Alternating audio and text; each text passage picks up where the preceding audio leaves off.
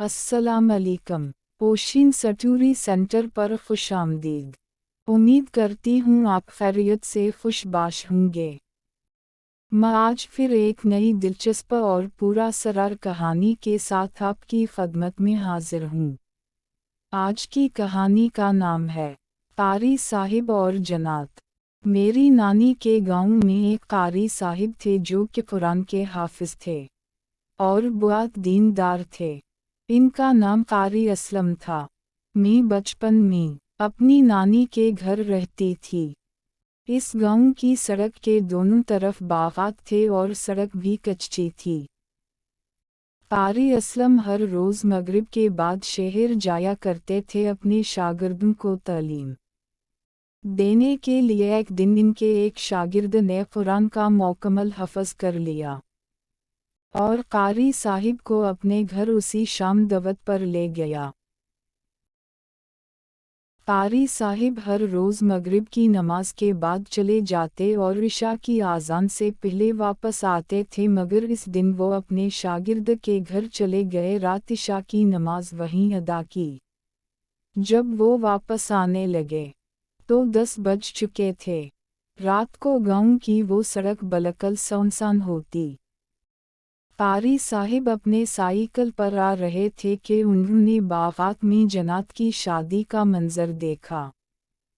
वहीं जन्नत के घर दिखे जो कि बहुत पुराने अंदाज से तमीर किए हुए थे।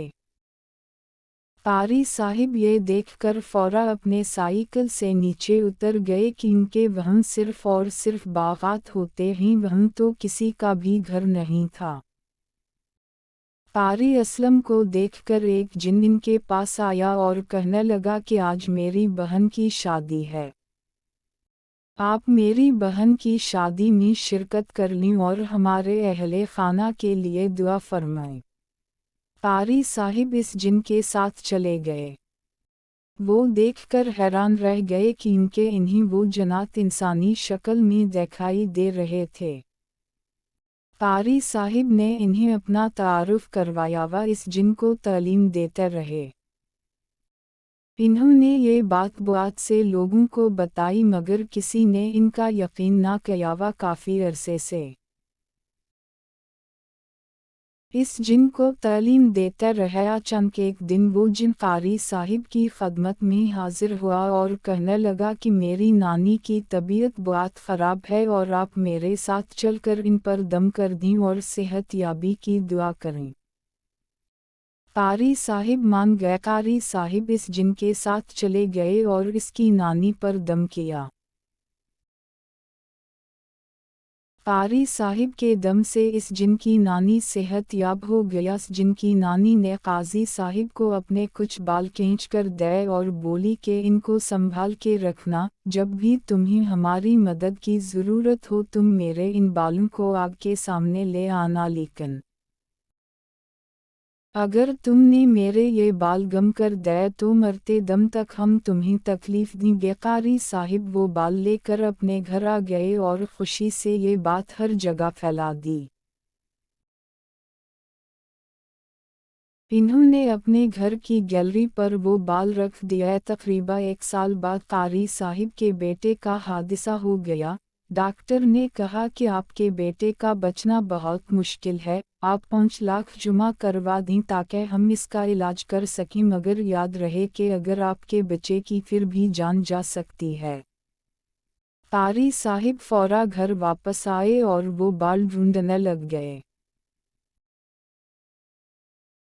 वो गैलरी पर चढ़े तो बाल इस जगह मौजूद ही ना थे जहां इन्हें रखा गया था। इसी वक्त कारी साहिब को ज़ोरदार झटका मिला और वो गैलरी से ज़मीन पर मिना के बल नीचे गिरे। कारी साहिब बेहोश हो गए, मगर जब इन्हें होश आया तो इनका बेटा इस दुनिया से जा चुका था। जन्नत ने इन्हें बहुत बुरी तकलीफ पहुंचाई और इन्हें पागल बना दिया। ये एक सच्चा वाक़या है। सिर्फ इसलिए कि लोग ऐसे वाक़यात का यकीन नहीं करते बल्कि मजाक उड़ाते हैं। लेकिन ये एक सच्चा वाक़या है, जैसा कि कारी साहिब आज भी जिंदा हैं पर वो भी नीम पागल हैं। اور ان پر اب بھی جنات آتے ہیں۔ اللہ پاک ہم سب کو ایسے جنات سے محفوظ رکھے۔